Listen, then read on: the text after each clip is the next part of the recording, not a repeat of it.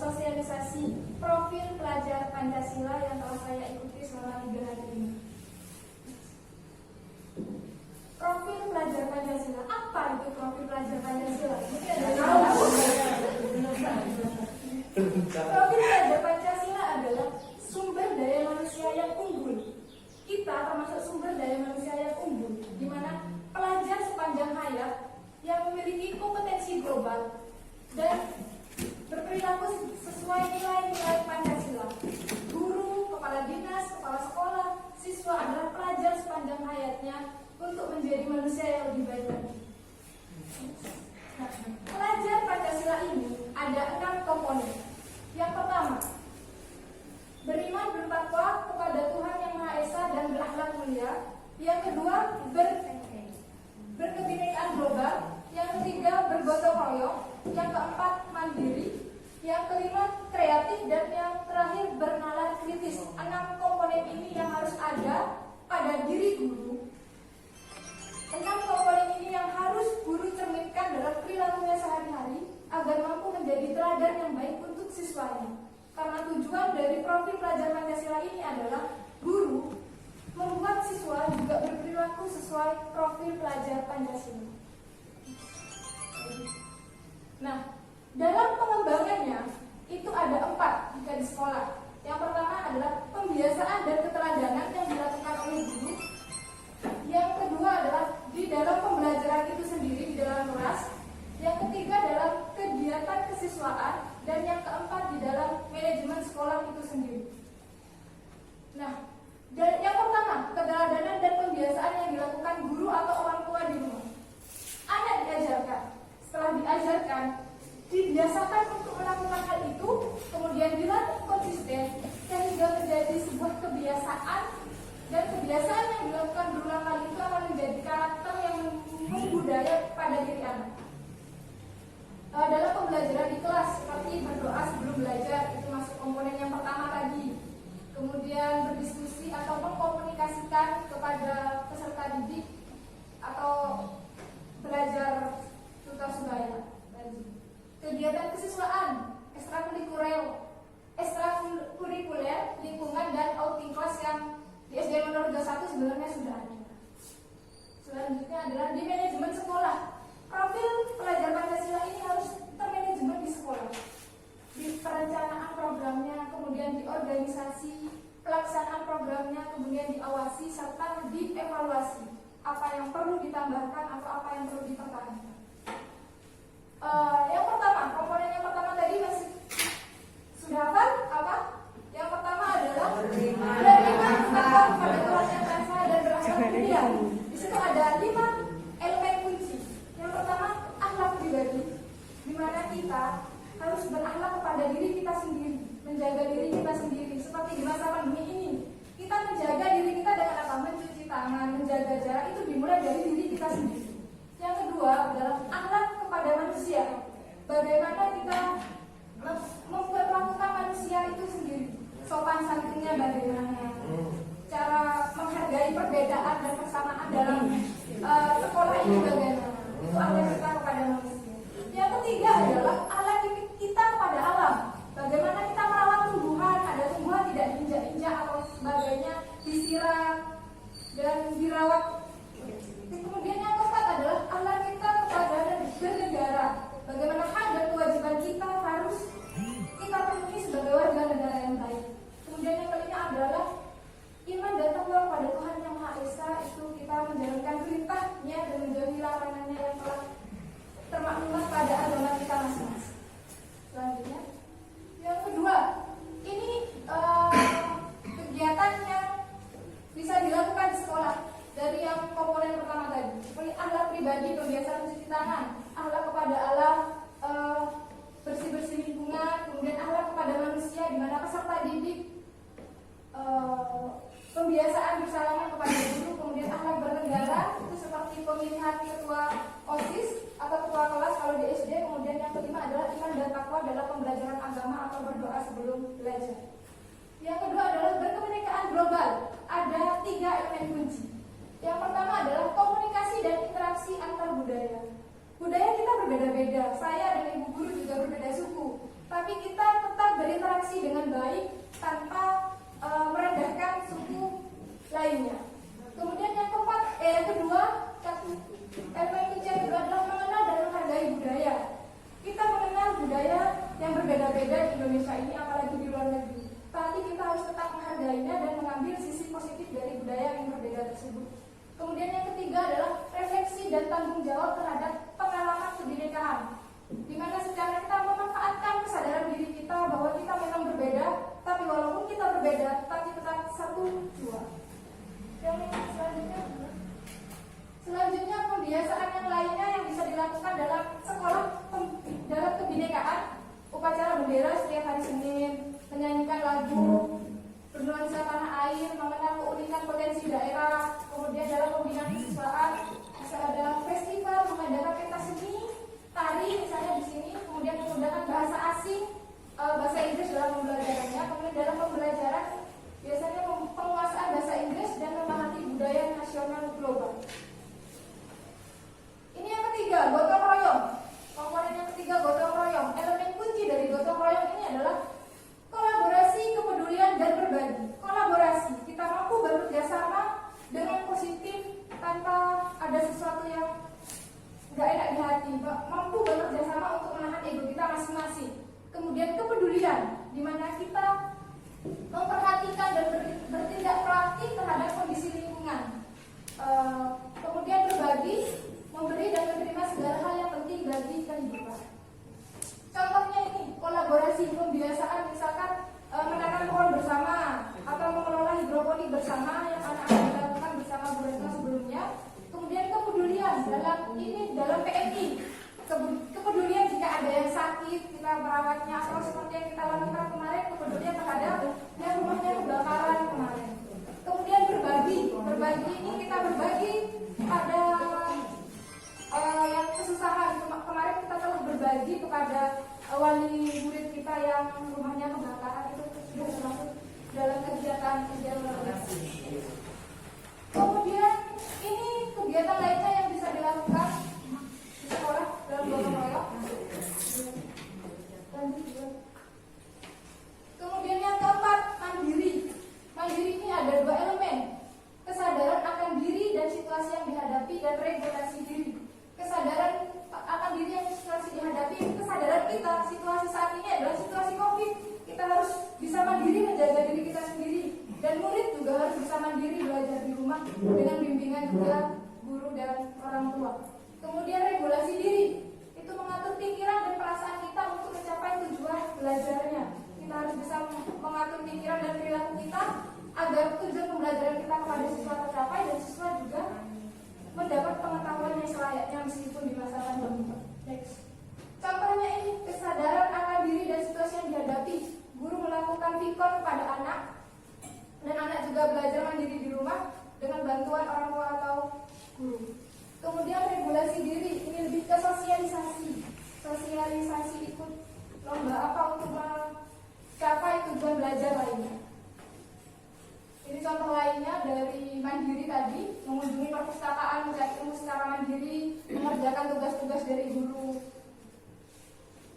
Kemudian yang terakhir, yang kelima, bernalar kritis. Bernalar kritis ini ada 4 elemen kunci. Yang pertama, memperoleh dan memproses informasi dan gagasan, menganalisis dan mengevaluasi penalaran.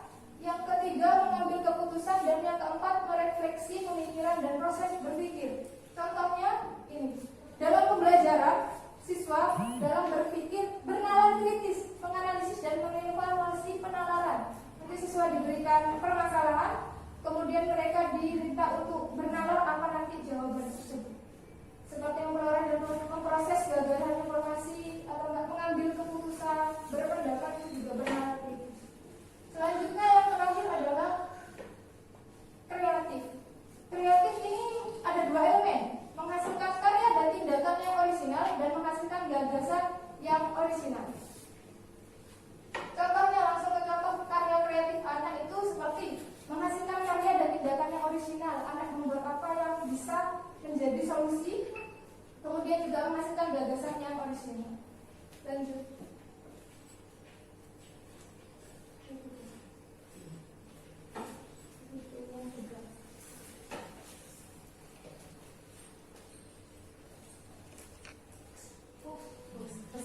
Terima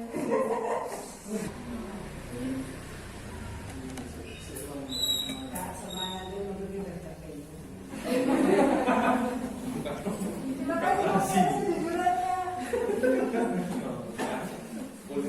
Ini karakteristik NPP profil pelajar Pancasila. Tadi ada 6 komponen telah dihadirkan di hadapan Bapak dan Ibu. 6 komponen ini, yang pertama beriman dan bertakwa kepada Tuhan Yang Maha Esa, memahami moralitas, berkebinekaan, menghargai keberagaman, bergotong royong, itu mampu berkolaborasi, mandiri secara independen, termotivasi, meningkatkan kemampuannya, bernalar kritis, memiliki kemampuan untuk memecahkan masalah, dan yang terbaik adalah kreatif, menciptakan hal baru atau berinovasi.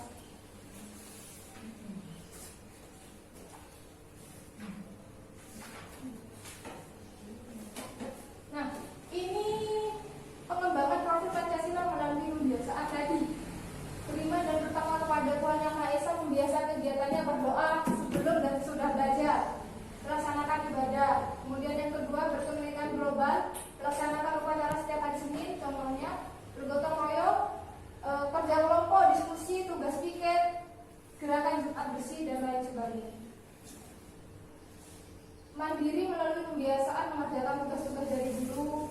Yang kelima, bernalar kritis, membaca, menulis, diskusi, dan melaporkan hasil membaca. Dan yang keenam, kreatif, menyanyikan lagu daerah.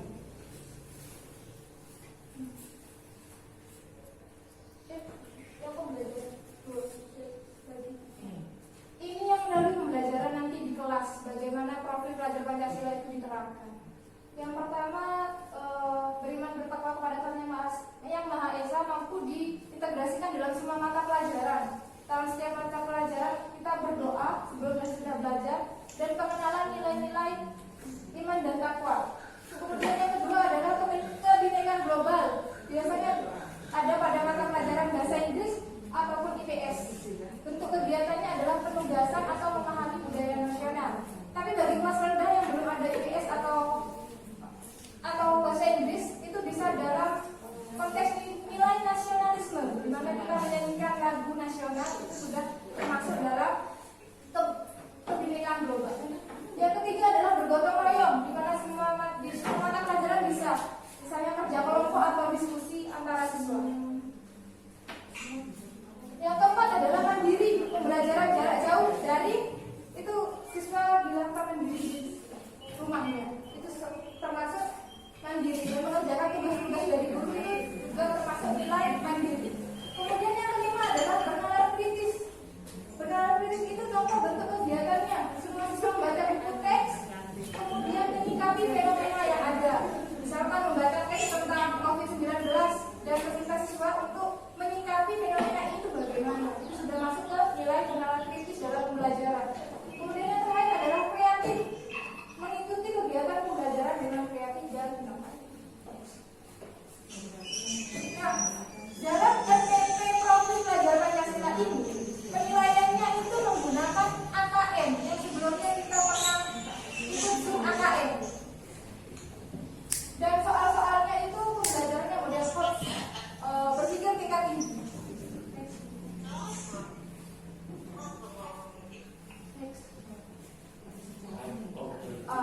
Ini nanti di kompetensi dasar indikatornya, membuat indikatornya diusahakan karena penilaiannya menggunakan AKM dan berpikir tingkat tinggi, diusahakan menggunakan yang keempat, 5, 6 yang berwarna biru.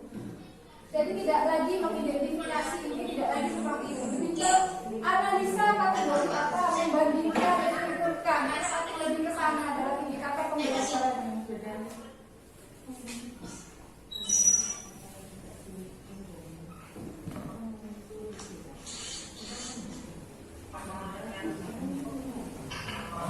Nah, ini penilaian AKM yang telah saya jelaskan tadi sebelumnya, di mana TPP-nya nanti menggunakan penilaian AKM. AKM, Assessment Kompetensi Minimum. Yang pertama adalah mengukur literasi membaca dan numerisasi, di mana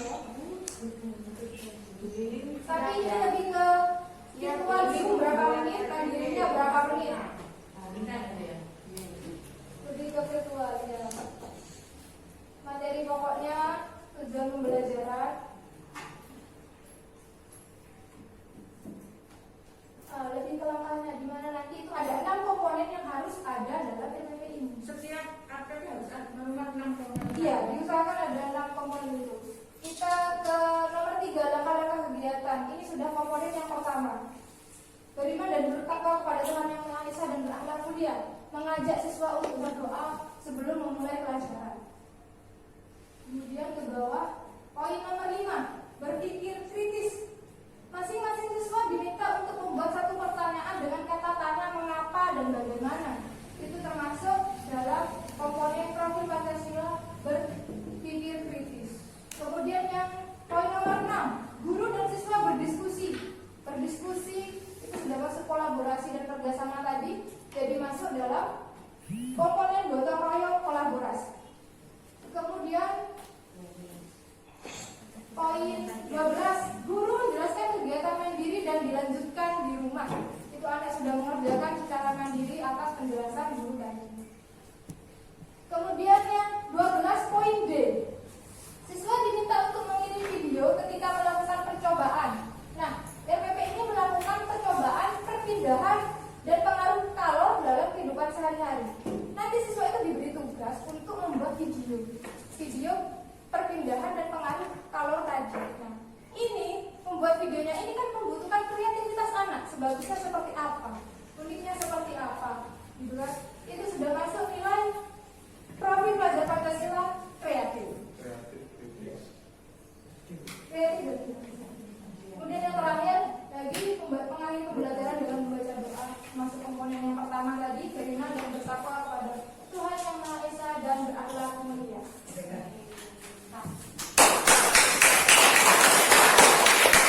Terima kasih, tapi ini belum selesai. Masih ada sekitar.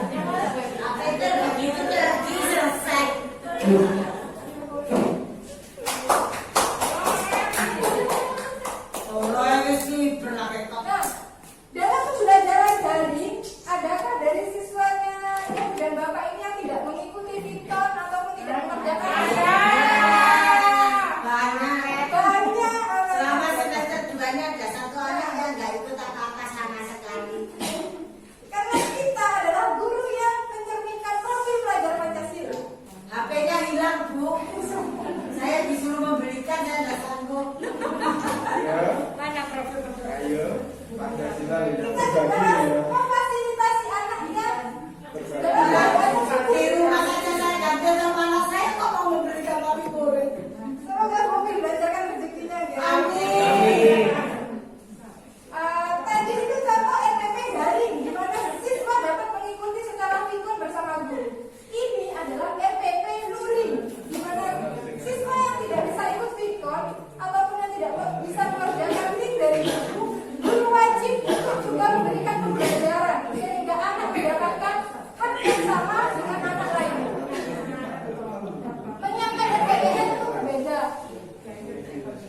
Menyiapkan jadwalnya, bertemu dengan wali siswanya. Kemudian saat pembelajaran itu anak di rumah, tapi guru diusahakan untuk ke rumahnya siswa mengontrol apakah siswa sudah benar-benar melaksanakan pembelajarannya. Di protokol kesehatan. Yang kedua, juga wajib membaca doa sesuai dengan RPP dari tadi karena tatap muka harus memenuhi protokol kesehatan. Yang ketiga, anak diberikan pembelajaran berdasarkan buku teks, membaca pembelajarannya, kemudian guru lebih menjelaskan karena ketemu dengan anaknya langsung bisa menjelaskan atau memberikan media pembelajaran berupa user dari HP guru masing-masing.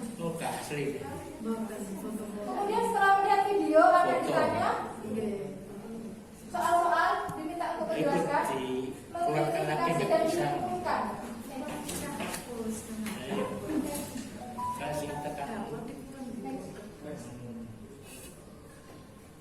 Nah, jadi pembelajarannya itu tetap sama kayak tadi materinya, cuma bedanya adalah yang ke rumah siswa karena siswa tersebut tidak bisa mengikuti Victor ataupun tidak bisa mengerjakan link yang diberi. Kalau misalnya guru ingin memberikan pembelajaran materi dan soalnya diletakkan di sekolah, diletakkan di kampus, anaknya mengambil sendiri boleh. Tapi juga dianjurkan guru juga memeriksa apakah benar anak di rumah itu belajar, apakah benar itu dikerjakan oleh siswanya bukan oleh orang tua. Sesekali guru untuk mengunjungi siswanya. Bagi yang luring, bagi siswanya yang tidak bisa ikut Victor ataupun tidak punya HP atau pakai internetnya